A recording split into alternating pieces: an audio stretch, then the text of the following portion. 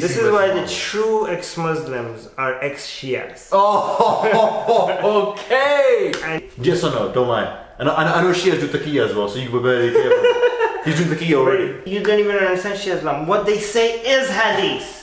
Allahu Akbar. now this is changing the meaning of hadith. So your prophet failed. You in the Shia version of Islam, your prophet failed because he was betrayed by the people that was closest to him. Yo, how's it going, people? It's your boy Veedu Vidz in the house. Yes, I'm here with none other than my main man, Armin Navabi from the Atheist Republic. How's it going?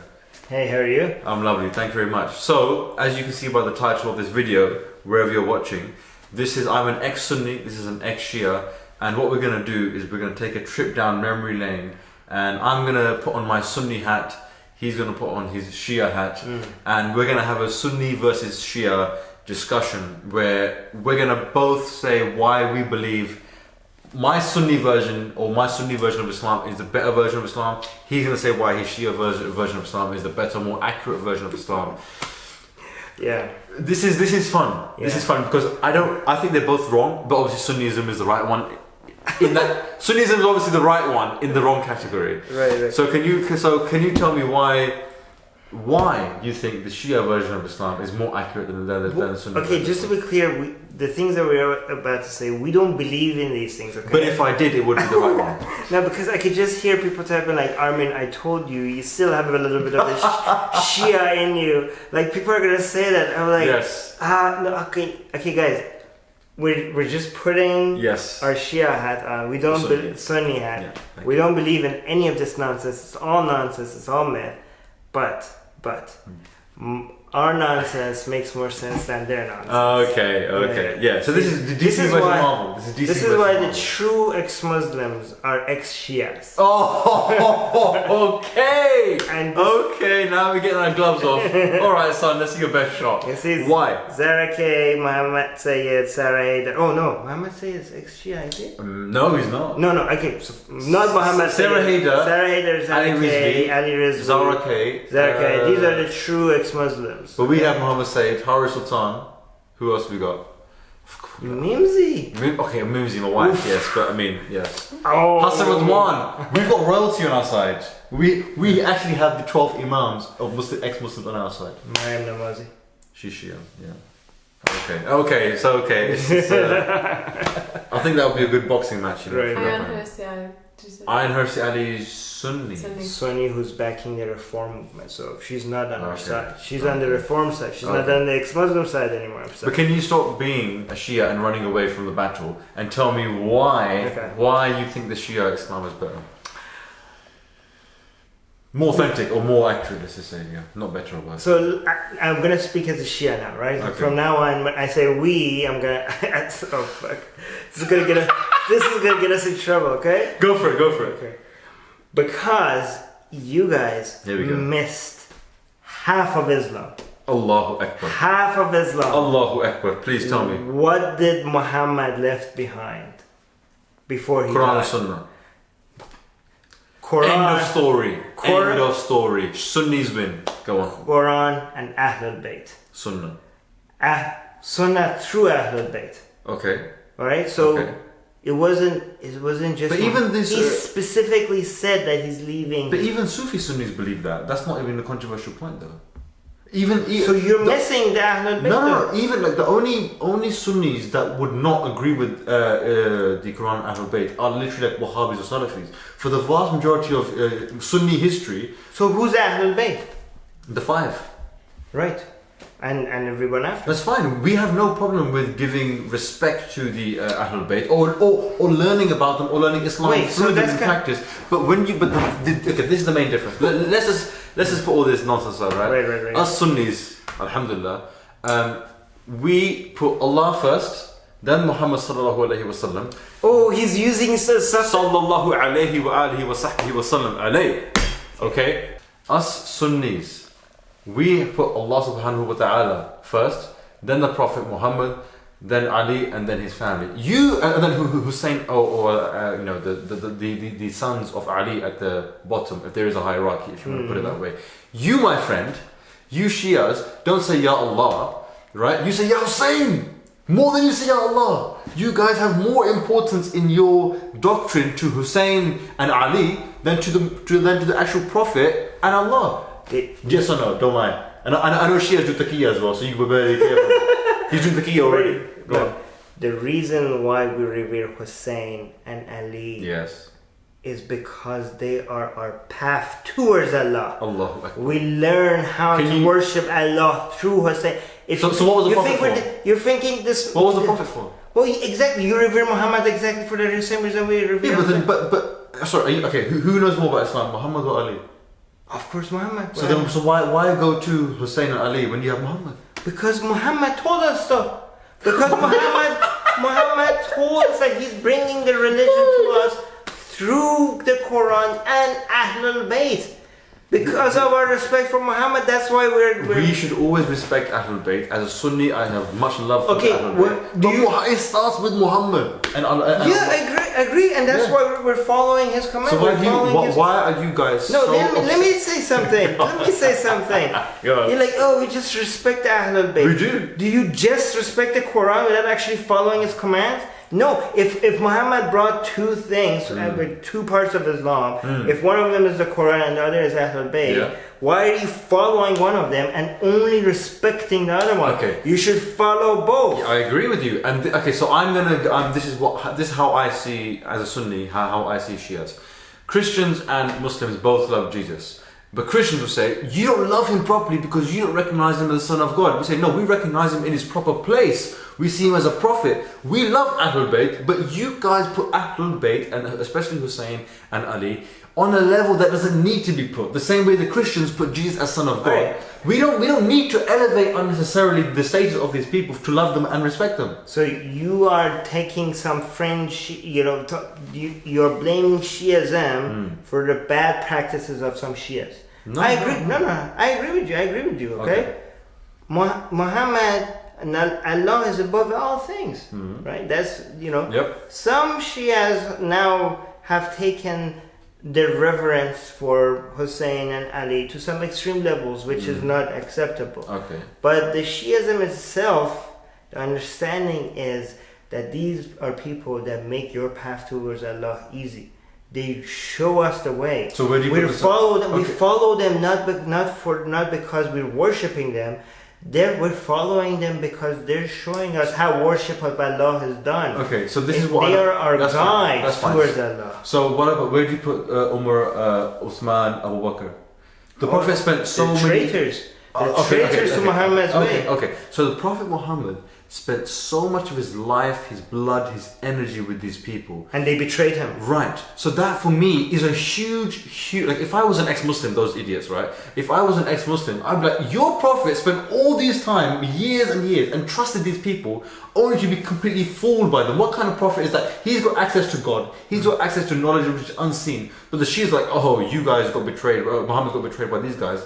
I'm like, so your Prophet failed. You, in the Shia version of Islam, your Prophet failed because he was betrayed by the people that was closest to him. If he had both the Sunni and Shia stories have stories where Muhammad put his trust in people that failed him in battle, where he told them. These were the closest. No, but even during the battle, right? Didn't he tell people that stand your ground? Stand your ground. Right. There's a difference. No. But what if you're gonna criticize Muhammad for not being able to micromanage every one of his followers, control it? No, but this is different. This is why. In fact, go on. At the end of the day, people are flawed, including Muhammad. Including the closest people to Muhammad. Oh, okay. But this is no. I'm just saying Muhammad has to work with what the best he has. Even though his closest followers are the best possible, right? But they're still flawed, and some of them are going to completely betray. Okay. And he knew that. And this is why. Like a Jesus-Judas situation. No, this is why he told us. Right. The people that he knew that you could put your trust in 100%, and you guys didn't listen to him. So you're saying, oh, how could Muhammad trust these people? He didn't. He told us. These are the people that will keep my religion. Ahlul Bayt. Where is that written? He in his last Hajj. This is the story that both Sunnis and Shia cover. Okay. He made sure in the last Hajj before he died, right? On the way, he's stuck. There will never be in my lifetime more Muslims in one place ever again. He told, let's stand here. He told all the people that passed me, go get them, all of them come back. And let's wait here that all the people that are... So they stood in the way, and he said that he waited for all the Muslims to get together. And this was the largest gathering of Muslims through Muhammad's life. And what was he going to say? What was he going to say? What was the so important message? He said, whoever I am a leader of, Ali. He took Ali's hand and he raised it. The Mawla Ali. Yes. Yeah. Right? So, but even why Muhammad before he died? Do you think that he left his most important message? Something that he realized... No, this is in both Sunni... Not in the Quran, but the story... But so you don't accept your Sunni hadith? I'm saying if it is of that important, how can you leave it to chance? Because it's the Quran and Ahlul Bayt, so this is separate from the Quran. Can you show me where in the Quran it says Quran and Ahlul Bayt? It doesn't. These things are... Wait, so you just threw out Sunnah? No, I didn't. You're not even proper Sunni, man. No, I am Sunnah. You just throw out all the hadith. Let me This guy's a Quranist. Go bring a proper Sunni here. Okay. First point. As I've told you before, the vast majority of, you could say, non-Wahhabi Salafi Sunnis, which is basically either Sufis or whatever, like other kind of Sunnis, believe that. They have no problem with that, but they're still Sunnis. The real crux of the matter is the 12 Imams. This is something which is a utter fabrication. Complete and utter fabrication. No, you just slid something right there. No, because me and you can agree on Quran and Ahlul Bayt. That's not the issue. No, you're not agreeing. I do agree. Muhammad, Quran, Ahlul Bayt, I agree. What did you do? Okay, so people are like, oh yeah, we agree. Yeah. And then when he dies, and then Abu Bakr is Khalifa. What the fuck? Why? Because we don't believe in 12 Imams. No, Muhammad just told you. Yeah. Muhammad just told all Muslims, raising his hand. Yep. Like, this is the guy. Yep. I'm telling you, this is the guy. Okay. He dies, and you put Abu Bakr. Did I put him there? Was I there? Well, you agree with that? No, I didn't say I agree. You think Ali should have been? Okay. Now we get to the root issue. Can I be? There are Sunnis, right, that can be Sunni and still believe that Ali should have been the first caliph. I have confirmed. Hang on. Look at this denial. Look at this. Hang on. There's Sunnis that are Shia. That's what he's saying. No, there are Sunnis that can be Sunni and say that I believe Ali should be first, second, third, fourth. That's what Sunnism is not defined by who should be first, second, or third. One of the major issues that we do not believe in some hereditary thing where the 12 Imams, and this is the biggest difference between Sunnism and Shia that you have to acknowledge. Whether Ali's first, second, or third, me and you can disagree. So this 12 Imam thing, 12 Imam thing. Think about it from this point of view. The Prophet's life as a Muslim was what, 20, 30 years maximum, whatever it is, right? The vast, like, if Islam is a universal religion and it's going to be until the end of time, if you're telling me that the 12 Imams will be responsible for the Muslims until the end of time, that's a huge chunk of time, which needs to be mentioned. Wait, what did you say? The 12 Imams, right? So they need... This is proper, this is just logical. You just have to... You don't... What's logical about this? Where is the 12 Imams in the Quran? Or even the Sunnah? Okay, if you want to throw out... if you want to throw out everything... If you keep saying where is it in the Quran, I'm going to use... You're throwing away Bukhari and Muslim, which is most of your deen anyway. You just threw out most of your deen. So stop saying where is it in the Quran. The reason why I say is it in the Quran, because if you're saying this is an article of faith, an article of faith has to be in the Quran. It can be backed up in the Sunnah. So, for example, in the Quran it says you have to pray. In the Hadith, it's how to pray. Okay, but there's a lot of... Okay, first of all, there's a lot of signs in the Quran about Ali anyways, but we won't get into that, okay? But anyways... But 12 Imams. Okay, first of all, why do we think Ali... Why was a logical choice for us to pick Ali over Abu Bakr and Omar and Osman? Why was that logical? Because Ali was raised in the house of Muhammad. He grew up there. Muhammad way of life teaching. Who could have known more better? Who knew Islam better than Ali? Nobody. As a child, that's a very bad argument. That's Muhammad's argument. Oof. No, that's your argument. No, that's Muhammad. No. Muhammad picked him. So, okay, do you realize, like, being a very pious Muslim is not the same as being a very good administrator of a state? Uthman was a very good Muslim, but he was a terrible administrator. Right. So simply being a good Muslim, praying and fasting and knowing about But hadith. he didn't just see him be a pious Muslim. Yeah, but Uthman saw him as one. He was terrible. In fact, Umar, who the Shias hate, he was an amazing administrator. Islam had the biggest spread under Umar. The only person that had it both pious and also governing was not a person that was raised with Muhammad, but also Muhammad took care of making sure that he takes care of all the things that he needs to teach him. He prepared him for this. He knew that this is he gave his daughter to. He knew that this is his prodigy, right? Like that was it. It was since childhood. Ali was his mission, right? So for the same reason why Ali was a logical successor to Muhammad, for the exact same reason Hassan and Hussein are a logical successor to Ali, and for the same reason the fourth Imam. And the fifth so now where is it's the same logic. It's just applied. There's nothing logical about that. This is one of the worst arguments I have heard because I'm in the house. My dad is a doctor. Am I a doctor? It's not just. Am I a doctor because he's a doctor? It's not just that they were there. It was like, oh, you were there, so you're good. No, it's also because they knew. The Imams knew. What? The Imams Which knew. Imams? Where from? Where are they? Are they even mentioned by name in the hadith? In your hadith, are they mentioned by name? No, they are not. The Imam, okay, see, you don't even understand Shia Islam. What they say is hadith. Allahu Akbar. now this is changing the meaning of hadith. Let's redefine what hadith means. No, this is. What is hadith? You don't even. What is this? Okay, so this is what you don't understand about Shia Islam. What Muhammad and the Imam say is hadith. Allahu Akbar, Allahu Akbar. This is a different kind of deviation I've never heard of. Hadith is what the I don't care. Not that I don't care. It's not deviation. It's part of Shia Islam. You didn't even know that. Maybe learn about Shia Islam before you start debating it. Well, I'm not learning about Shia Islam because I want to be a real Muslim. What I'm saying to you is that I, as a Muslim, am concerned with what the Prophet has to say.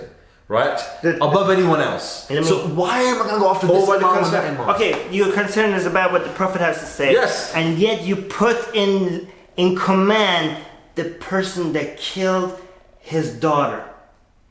You put Umar as the Khalifa. You Sunnis, you motherfuckers. You motherfuckers. This is blasphemy. Go on. You're like, oh, respect for the Prophet, respect for her. You pick the person that killed your Prophet's daughter, and you pick him as a leader, and you respect him as a leader. Do you have no shame? Do you have no shame and you call yourself Muslim? That incident is disputed. You insult the memory of your Prophet. That incident is disputed whether it was a direct, what do you want to call it, responsibility of Umar or not. Either way, like I said, Sunnism does not hinge on whether Umar was first or second or third. But Sunnism does not hinge on that. Whereas Shiaism does hinge on the fact that there has to be 12 Imams. And you cannot bring me 12 Imams. At least the Shias are not ashamed of cursing Umar. Astaghfirullah. It doesn't hinge on that. See how they're still protecting him to this day. To this day, the man that killed the Prophet's daughter, they still say Astaghfirullah when I curse him. Curse Umar. Curse Abu Bakr. Curse Umar and curse Umar and Aisha. Astaghfirullah. She is the mother. She's the mother of believers. She is the mother of believers. They say they respect Ali. They say they respect Ali, and they still defend the woman that waged war on Ali. And they call themselves true Muslims. They have no shame. They have no shame. We have respect and love for all these people. We do not do la'na on people randomly, okay? Randomly. The person that killed the Prophet's daughter. I said to you, Sunnism doesn't hinge on the fact that Umar was. Well, you still say Astaghfirullah when I curse. I am saying Astaghfirullah because at the flippant nature of how you're cursing. Okay, let me ask you a question. You said Aisha. Do you accept Aisha was a mother of believers? No, she was a mother of the transgressors. That's what she was. I thought you were going to say trans people. She was one of the transgenders. Anyway, what I'm saying to you is, the Prophet said she is... Curse on Aisha. Astaghfirullah. Lanatullah by Aisha. The Prophet said that she is the mother of all believers. Now, for you to go against that, that means you're dissing the Prophet indirectly. That's your bullshit Sunni hadith. Hang on, you are now dissing the Prophet because if the Prophet said that's your hadith. That's not Shia hadith. Your bullshit Sunni. So why would the Prophet marry someone spend so much time, and by the way, Aisha is a great narrator of hadith, and now you're telling me, oh, the woman... Those are bullshit hadiths. Aisha's hadith cannot be trusted. Why not? Because she there was a confusion. There was a confusion with the whole battle of the camel. No, there was no confusion on her part. She knew what she was doing. She waged war against Ali. She was a woman, therefore she was deficient in logic, so you have to bear that in mind. Oh, really? That's not hadith, so I'm going to quote that. I'm going to quote that. See, this is Sunni hadith. I'm still quoting that. You said I don't quote hadith, I'm quoting hadith for you now. Yeah. Okay, but I'm saying to you, this is what I find really amazing about... Okay, let me be honest with you, right? Or not honest. Let me show. Not honest. It's Sunni way. Now the rules. And they tell us we're taqiyya. Okay, this is one of the things that I find interesting when I'm learning about Shia Islam is, and this is I think a fault of Sunni Islam, or rather the way that they teach Sunni Islam. Sunni Islam, they draw the picture that all the companions and all the Ahlul Bayt, whatever you want to call it, they were all hunky dory. It was all love, and everyone loves each other, and it's all friendly, good, whatever. And obviously that is not the case. Even as a Sunni, I can very easily admit, without compromising my faith in Allah subhanahu wa ta'ala, that this was not the case.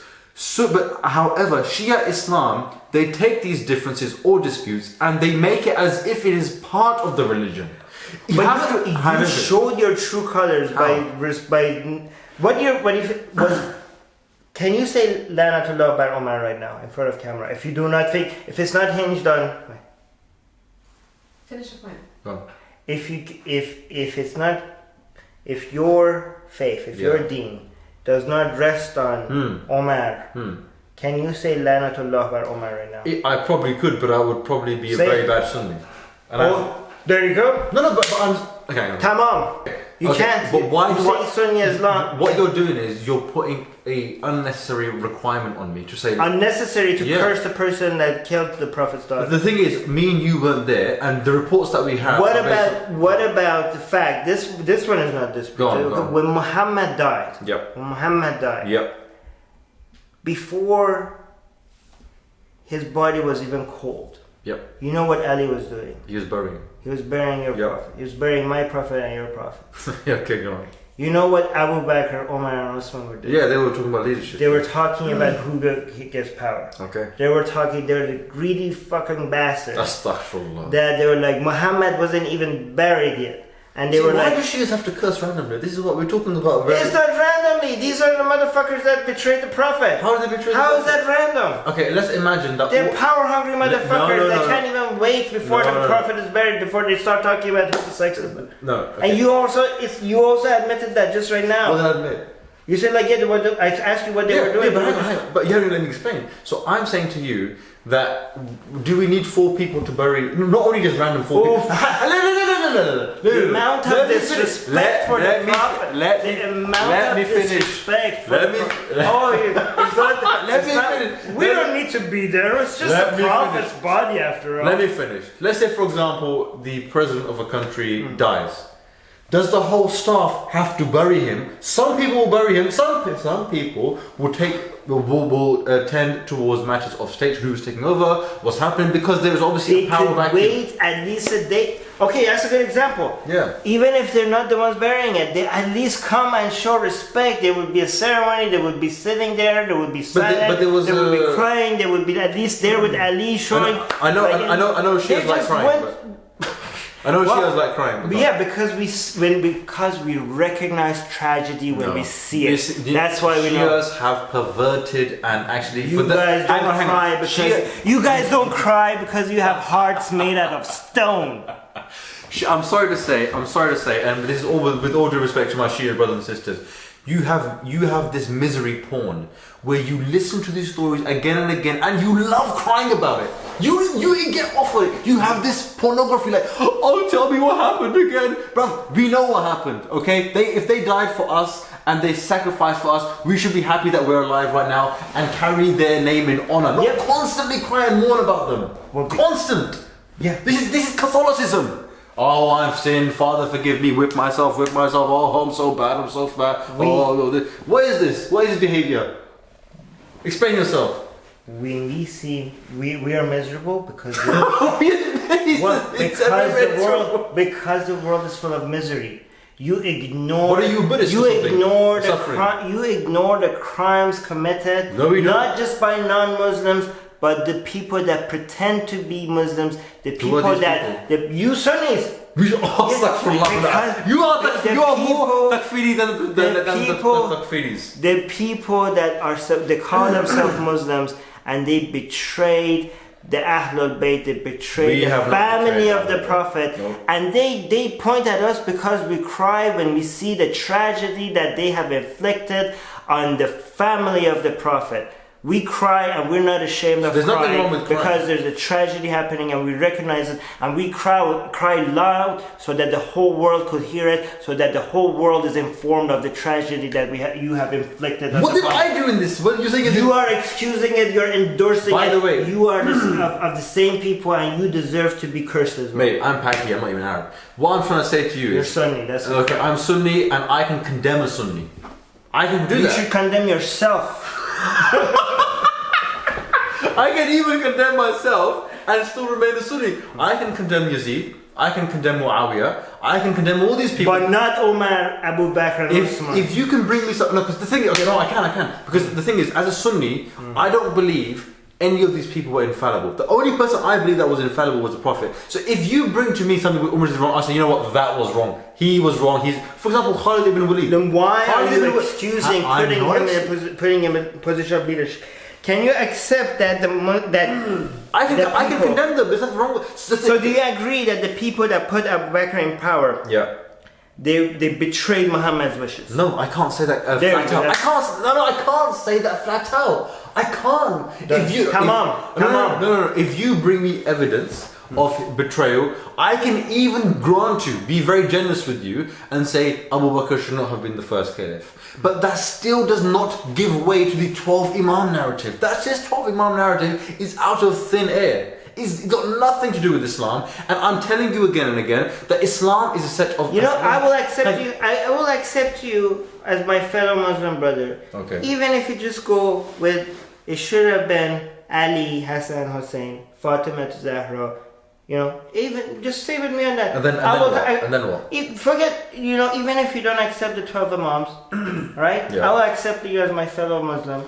Well, if you just accept them as leader. And curse Omar and Abu Bakr. And curse these guys. Okay. Yeah, curse them. No, you don't have to go all the way to 12. You don't have to go all the way to 12. Okay. Just accept them. Let me answer that. Firstly, I don't know who you are to set these conditions as if you are some sort of imam yourself. Like, oh, now you are the touchstone. These are not my conditions. These are the Prophet's conditions. Second point.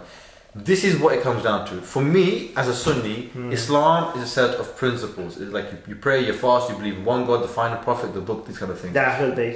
Okay, granted. Next point. Okay. If I was alive then, I would be Shia, but if I'm today, I'm a Sunni. But anyway, let's not get on a diversion. The third point is that if Islam is a universal religion for all time, for all people, and you have to teach them basic principles, heaven, hell, angels, all these kind of things. Islam does not hinge on the fact what Ali did to Abu Bakr or what Umar did to Fatima. This is the internal politics of the time. Islam is not a religion based on the internal politics of a group of Arabians in 6th century. The Prophet had a vision, he spoke to God, or rather God spoke to him. This is a if there was a convert today, let's say for example there was a man today who said, I want to convert to Islam. You'd be like, okay, I'll teach you about the Quran, Prophet, heaven, hell, don't do this, don't sin. You're going to say, oh, Ali had beef with Umar. This is irrelevant to him. This is completely utter. This is Islamic history, but not Islam. What you have done is you have historicized, or rather taken historical things and put it as part of the Islamic doctrine. This is where you guys have gone. So even if I agree with you on history, the principle of Islam is greater than history. It transcends history. Allahu Akbar. Allahu Akbar. Please. Honestly, if I apologize to fellow Sunnis watching this, because I know a lot of them are embarrassed right now that you're. They are proud. They're embarrassed that you're defending. They are proud. You are missing the entire point of What is the entire point? And this is beyond Shia and Sunni. What is this is betraying the Sunni as well. Oh, here we go. Now you're saying the Sunnis are ashamed of me. Yeah, because you're missing. Go on. I mean, if Islam is a universal religion, yes, that includes politics.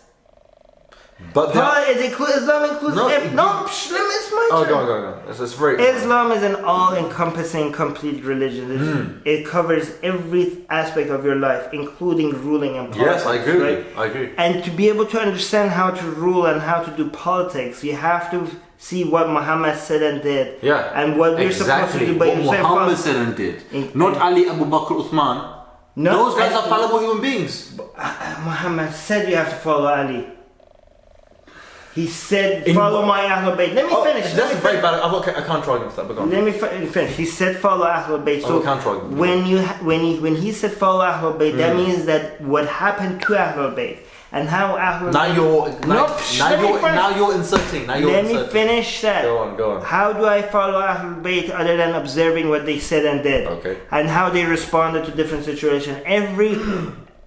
God knows everything. Allah knows everything, right? Allahu A'lam. And every single thing that happened to them, every hardship that they felt, God put in their path so that we could learn about how they responded to it. These things that you're just dismissing as stories and personal, all of these are stories that we meant to reflect on and learn from. Of course, these are important. How Fatima responded to Abu Bakr when they denied her inheritance. Every single word that she says. We hang on to it. Every single word that she says. What, is she like a prophet now? No, you make a role model. You're literally making No, you don't even know what prophet means. Oh my God. Just because you follow somebody that is ma'soom, that doesn't mean they're a prophet.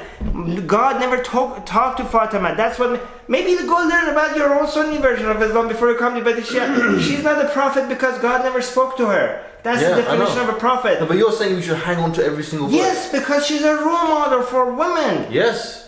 But she's not infallible. She is ma'soom. Okay, so let me bring you back to an earlier point. You said that Islam encompasses all these things, like politics and all this kind of stuff. Code of conduct, wherever you are, in whatever field you are. Granted, we agree on that. Now, when the Prophet, you know the famous hadith, right? Where the Prophet, he told the people, the Muslims, whatever, to plant the dates in a certain way. And that year, the yield wasn't that good. The harvest wasn't that good. Then the people turned to the Prophet. That's Sunni hadith. No, hang on. And there are many other examples as well. And the Prophet and the people then turned to the Prophet and said, "Well, the harvest wasn't that good, but you told us to do it that way." And he said, "If you had another way, that if you knew better, then why didn't you do it that way?" Which means, number one, that the Prophet is in charge of religious matters, right? Moral matters. If you know how to farm better than the Prophet, fine. And another example. Wait, let me respond to that. There's another example which is the same thing but in a different context. There was a man who came to the Prophet and he said, "My wife is not talking to me. We're having an argument. I want you to come and help us out, whatever it is." Right, fine. Prophet goes to his wife and she says, "Do you want to talk to your husband, sort it out?" And then she says, "Are you coming to me as the Prophet or are you coming to me as Muhammad?" He said, "I'm coming to you as Muhammad because it's not a revelation or anything. I'm just coming to you as a man." She goes, "In that case, I would appreciate if you don't get involved in my thing because I know my situation better than you do." So when it comes to Ali, Muhammad, all these... No. When it comes to Ali and Muhammad, if you extend it to Ali because you love him so much, fine. Well, love him so much. We actually love him more than you because we respect his proper place. But Ali and Muhammad... And you respect the person that killed his wife. I didn't say that. Ali and Muhammad... We have to look, are we going to follow every single thing in every single way? No, we have to look at their moral virtues, right? They may have dealt with people in ways that were not like a revelation from God, but rather their own personal things. The Prophet liked pumpkins. Do I have to like pumpkins? No. Okay. So when it comes to, you have to look at the Prophet. Is he a prophet or is he Muhammad? Separate the things which you actually prove my point. You actually prove my point. Okay. Go on. First of all, I just want to give a note, a warning to everybody listening to this. Whatever he's calling hadith is just Sunni hadith, which are not authentic. Well, I can say about Shia hadith. No, there's so they're. Well, I can say about Shia hadith. Do not accept. Yeah, just go do your research. You'll realize that Shias have the better sources. They actually don't. All right, but you just said that you have to follow Muhammad on religious matters, right? Well, Muhammad told you when he said follow Ali after me. That was a religious instruction. Yeah. And we have to follow Ali in a religious way. Well, yeah, fine. Not in a political, I've got beef with this guy kind of way. Yeah, so follow Ahlul Bayt then. Yeah. Well, so fine, do that. Yeah. Follow I do. Fatima. Do you follow Fatima? Follow Ali. Follow Hassan. Follow Hussein. Yeah. And also recognize the people that betrayed them, that took away their inheritance, I've that always- murdered them and prosecuted them. I have and said to you, I can admit the faults of Sahabas. I have no problem in doing and that. admit that the people that put them in power were also at wrong. Well, I don't know. Again, The people that all the people when Abu Bakr and Umar and Osman, when they stole what was rightfully for Ali, the people that supported Abu Bakr and Umar and Osman, how is it right? they were at wrong. They were at wrong, weren't they? Because Did the Prophet say- they betray Muhammad's wish. Would Would you admit that whoever supported those people were also at wrong? No. Khalas. You are reducing the complexity of these issues, which we have not completely... It's as simple as that. If you cannot deny that the people that betrayed the Prophet should not have your premise is, I'm questioning your premise whether they betrayed the Prophet or not. I'm very... Muhammad could not have made it more clear about his wishes. He could not have made it more clear. I think... He used the largest gathering of Muslims Yes. in his lifetime to send you one message. And you betrayed them. Right. One. The So you're just denying the obvious. if you're telling me, again, what you're saying is basically that the Ahlul Bayt have to be in positions of leadership. You said to follow someone, I can still follow someone without them being in a political position of leadership. He said, "Whoever I'm the leader of this. He's a leader. Leader." He said, Ali is your master. Yeah, Mawla, is it Ali? Leader. Yeah, lead. Yeah. So, Caliph? well, whatever you want to call it. Whatever name you want to call it. See now... Whatever name you want to give it, as long as he's leading. As long as he's leading. Whatever so name. why can't he lead in matters of religious issues and Abu Bakr even lead in the political or... Did Muhammad say like, hey, he's whoever I'm the leader of, this guy is the leader of only religious issue? Did he say that? Did he need to say that? Because clearly the vast... So you're just deciding something else other than what the Prophet said. I'm saying... The Prophet made this clear. Where is this? In Shia Hadith? No, this is something that you don't even know Sunni Islam.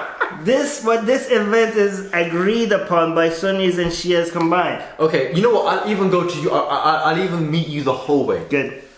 Even if I admit that, where is 12 Imams? I told you that I accept you as my fellow Muslim. I don't care about your personal recommendations. I want to know where is 12 Imams, bro? The 12 Imams, I give you the logic. Where? Where's the logic in this? Okay. He was born in my house, so he's gonna lead. And then it wasn't just born. He was raised in an environment and he was trusted. Morality is not genetic. I can't inherit morality. I didn't say it's genetic. So what is it then? He was trusted as a tutor of somebody that understands Yeah, that Islam. still doesn't mean that you are like infallible or ma'asum or anything. But I'm not thinking that they're infallible because they're just born by somebody that's infallible. Keep going, yep. I'm thinking I agree that they're infallible because I'm told by somebody that is infallible that this person is infallible. Who said that? Their father. Who? The father. Give me a name. Well, which Imam? If it's the seventh Imam, then the sixth Imam. This guy's not mentioned in the Quran, this guy's not mentioned in Hadith. No, but they're mentioned by other Imams.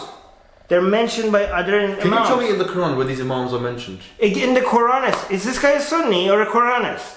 No, because is this an article of faith of yours? Like this is a non-negotiable. Okay, that's Sunni terminology. No. Is this a non-negotiable? That's a Sunni terminology. Can I be of course, yeah. If you miss Ahlul Bayt, you missed Islam. No. Okay, so Sunnis, like I'll give you the example again of prayer. Is mentioned in the Quran. There are Shias that are not 12 or Shias. Did you know that?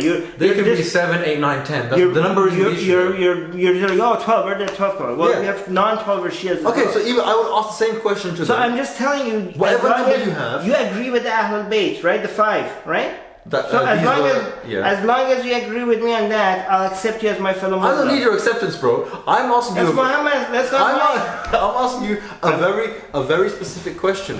If this 12 Imam or any number. Forget the 12. No. I'm just saying focus on the Ahlul Bayt that we agree on. No. I'm saying to you, whatever number of imams you want to have, if this is an article of faith of yours, it has to be in the Quran. That's not to say that the hadiths don't matter. Of course they matter. But I'm saying to you, the same way prayer is mentioned in the Quran, and then how to pray. Islam is more than the Quran. Islam is the Quran and Muhammad's teachings and sayings. Right. And Muhammad told us to follow the Ahlul Bayt. But an article of faith cannot be left to hadith. Because what you're saying is that Bukhari had to come 200 years after to confirm article hadith. For 200 years, or anyone, or name me another guy, 200 years. So you're saying that Allah say coffee. Whoever, you're telling me that an article of faith is not mentioned. You're just using Sunni terminology to make a point. It's English. I'm speaking English. Article of faith. No, so that's your stuff. I'm speaking English. I'm not saying Sunni. Article of faith is your stuff. So how would you say? Okay, so a pillar of Islam. There you go. If you are going to tell me I have to have a belief in a pillar of Islam, I cannot leave that to the chance that some guy Sunni, Shia, Kafi, Shafi, will have to report it 2 days after. The pillar of Islam is our faith is in Muhammad's teachings. And where does Muhammad get teaching from? Allah. Yeah. So Allah, you're telling me Allah forgot to mention, oh, by the way, there's a 12 imams. So by that argument, you have to throw away all of the hadiths. No, if there's a clear, I've told you before, in the Quran is mentioned you must pray. In the hadith it said how to. Okay, there's a clear connection. Oh, great, perfect. In the Quran it says. Where's the imams? No, in the Quran it says. Follow Muhammad. Too vague. Way too vague for you to say 12. 12 was a very specific thing, bro. No, Muhammad specifically said. Muhammad follow Ahlul Bayt. How much more clear can this chain get? The Ahlul Bayt. Allah says follow Muhammad. Okay. Muhammad says follow Ahlul Bayt. So is that really too complicated for your mind to get together? So you say 5 people is Ahlul Bayt. I mean, yeah. So there's no 12 imam, there's no 9, 4. Well, there's among our Shias, there's a little bit. That doesn't agree. But at least we could agree on the 5, right? Can we agree on the 5? Can we agree that 5 what? That we should respect them and listen to them? No, that you should follow them as role models. Yes, but why do they have to have a political position? Because Islam is political. Islam is an all-encompassing religion. It is not just political. What you're doing is basically the Islamist argument. That is just political. When he said follow them, when he said these are your leaders, he didn't say leaders in faith. He said leaders in everything. No, then you're inserting everything. Well, if I say this guy is your leader and I don't say like in this, so how do you know it was only in faith? Maybe it was in politics, but not in faith. So you're saying that we don't know? No, it was clear that if I just say leader... Well, clearly it's not clear because... so you're saying Muhammad was not clear then?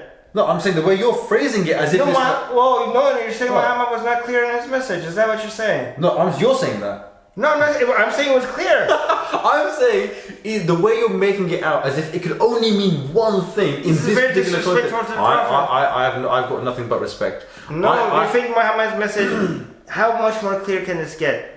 Whoever this guy is your leader, right? If he doesn't add any specifics to it, that means they're leader in everything.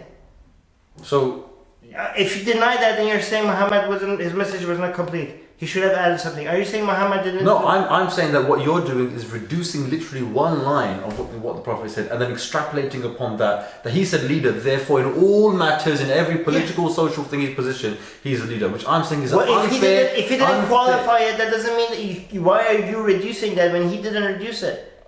Why am I reducing? Why didn't when he didn't reduce it to only the matter? When Muhammad didn't reduce his message to only the matter of faith. And he also said that Ali was the gate of knowledge, something along those lines. This is in Sunni Hadith, right? Well, yeah, of course. Yeah, but that's got nothing to do with political leadership. No, but I'm talking about when he said he should be lead.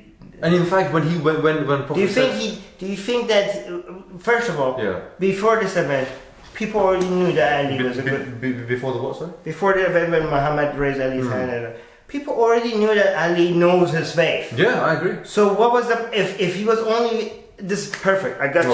Okay, let's You're go. done. You're done. This is it. You're done. Okay. If, given that people already knew Ali knew his faith and followed his as a role model, then what was the point of stopping the entire caravan and getting all the Muslims together? You have to go back and look at the context of the hadith of the thing. Hold on, all the Muslims together to tell everybody something they already knew. Muhammad was something beyond what they already knew. That he is my successor.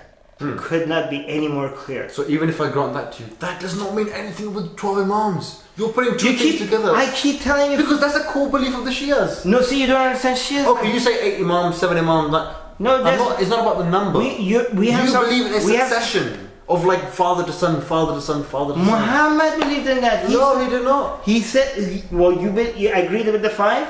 Are they all sons? Okay, so no, but at least Hassan and Hussein are sons of Ali. So right? okay, so two people. So if you think that, 2 people. So did Muhammad made a mistake that he thinks some of his Ahlul Bayt, which are sons of Ali, so Muhammad shouldn't have picked them as the Ahlul Bayt, as the people that we follow as role models? Ali, Hassan, Hussein are 3 people. Right, and Fatima is Muhammad's daughter. So they're all related to. Hey, so you're trying to dismiss the Imams because they're blood relative in blood, right? But Muhammad himself, a perfect prophet, picked the people that we have to follow.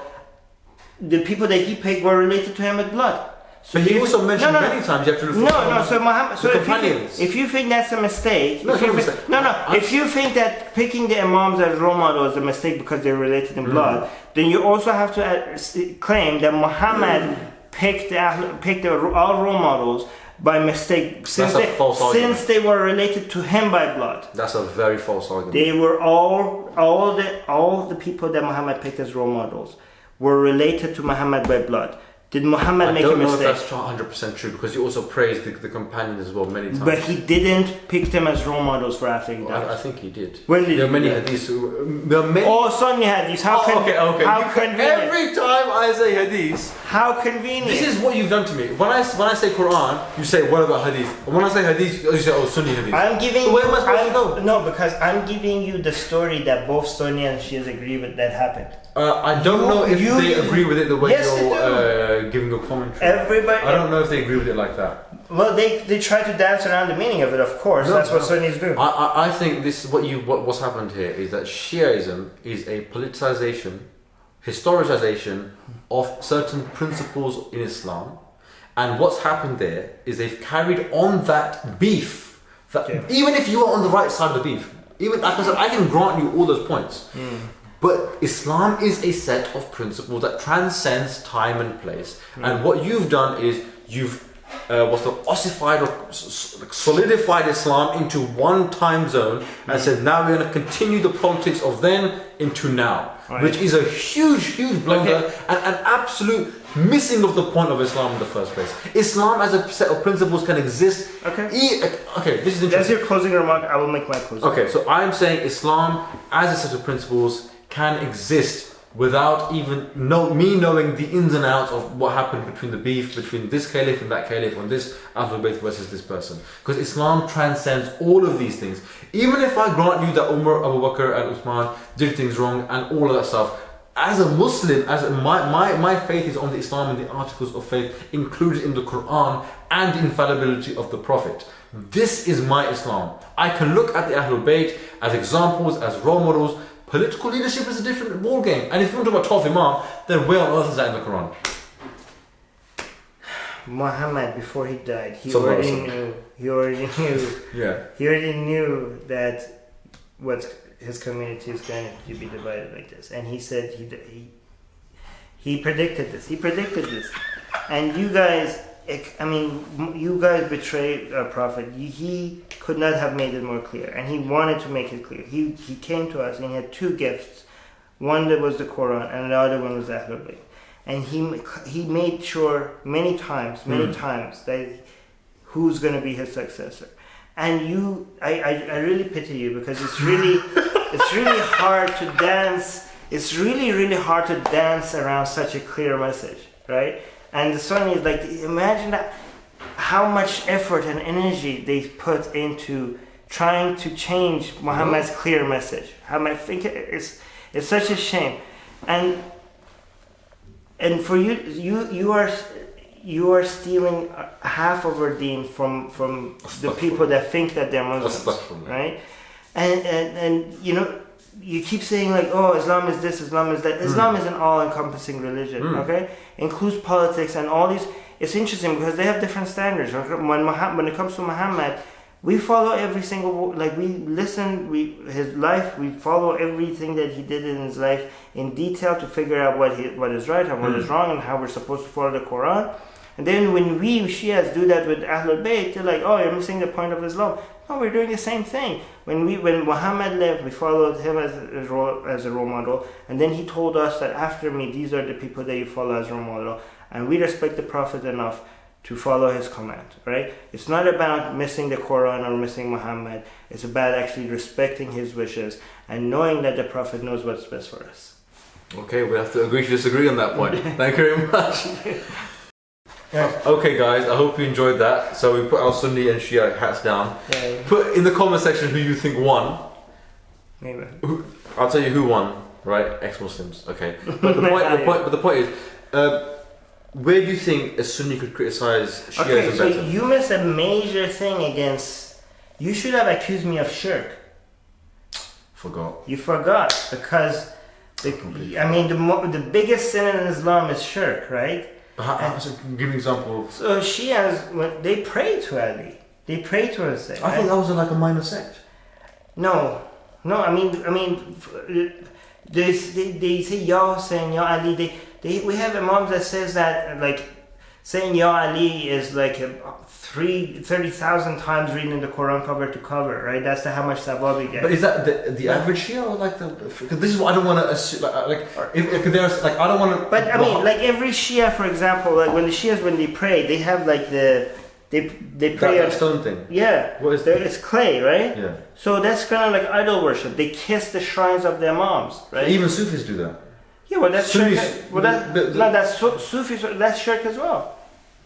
I mean, when you pray to something, anything other than Allah. But the Sufi argument will be that we're not praying to it, we're praying through it. Like we intercession.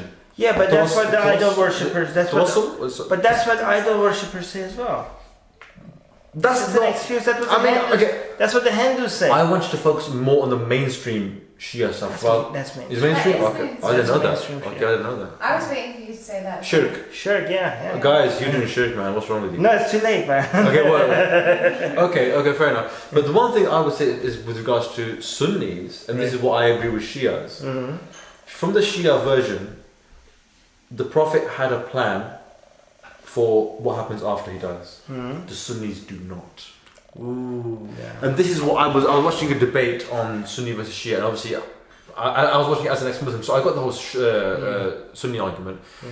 But one thing that the Sunnis didn't have was, if you're like, this is a big deal, right? The Prophet is like gonna die. He knows he's gonna die, so who's gonna lead after? And according to the Sunni stuff, there is absolutely no plan of what's gonna happen. I would say, even as a Sunni, I disagree with the Shia plan, but at least they have one.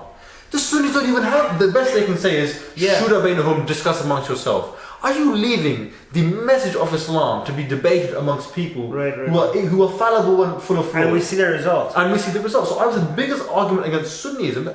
They didn't have a plan. Even a wrong plan is a plan. Right. You guys don't have one. So what's your plan? Shura bainahum. Discuss. Yeah. Okay, well done.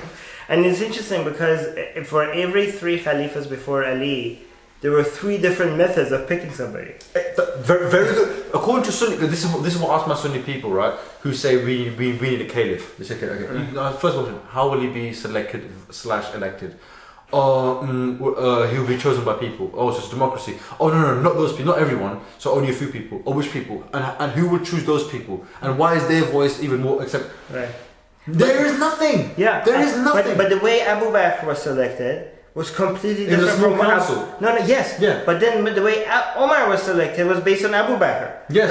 And then the way Osman was selected was completely different from Omar. There was 3 different completely methods. There is no plan, there is no methodology, there is no structure put in place according to Sunnism of how a leader is chosen. The Shias, you can disagree, always the son of the son of the son. At least they have something. Right. At least they have something. They thought about it. The Sunnis have nothing. Yeah, this is actually proves that since Muhammad wouldn't leave his ummah without a successor, the only reference that we have with him telling us who the successor is that story. And we don't really. What else? Sorry. Let me cover. Yes, you are right. There's no other story. There's no other story of Muhammad. So either you accept that story or Muhammad made a big mistake. as an ex-Muslim, I would say that this proves to me that he didn't care about what happened to Okay, him. but as a Muslim, you either have to be like he didn't care enough to pick a successor, or that's the story that we have to go by. That was the when he picked the successor. But your 12 Imam stuff is still there. I don't know how you. No, the 12 Imam is not. I mean, you have to admit, even as an ex, that's nonsense. Yeah, okay, I accept that. Of course, I accept that. I'm an ex-Shia. You don't know. No, but it's nonsense because it is like monarch. It's like a dynasty. Yeah, like yeah. And Islam is not a dynasty. Yeah, and also, by the way, one thing else you should have used that you didn't use. The Imams didn't know that they're Imams. This was given to them after the fact. Really? Yeah. They like this whole these are the 12 Imam was not even a thing when they were alive. Get out. Yeah. I didn't know that. This would have been news to them. It's because you don't know a lot of this Shia. We didn't know this kind of stuff. Yeah, we didn't know stuff. Oh, that's interesting. Shias, you're wrong. That's what I'm saying. You're all wrong. They're both wrong for different reasons. But this is why when I was exposed to Shia stuff, I'm like, you know what? They have a very good point. The Sunnis have no plan, no methodology of how to do leadership, right. Which is why any time someone's Sunni guy said, we need to leadership, you told me how to lead. Okay, I think when it comes to theology, Sunnis have an advantage. Because what Shias do is shirk. Like, there's no way Straight around up it. shirk. But when it comes to politics and the betrayal, I think like Hussein's story and Ali's story is hard not to see them as a good people. Yeah, I agree. And everyone else around them. Which is why I said to you, if I was alive then, I would be Shia. Right. Because, but that's ignoring the fact that Ali had slaves and all those minor points. It's not an issue. Like he killed a whole bunch of people. But if you just take the general story, it looks like Ali and Hussein really do come, and Fatima. Hassan is not that big of a deal for her, but they do really come off as people that were wrong, right? Like even now, if you read the story, like, oh my God, what the fuck did he do? Why are they Sunnis treating these poor people like this, right? You know, it's interesting because there are some Wahhabi / Salafi people that I've heard who try and make, you know, when Hussein went to Karbala from, was it from Medina? Or so, I can't remember where he went to Karbala when he heard of the news, whatever it was.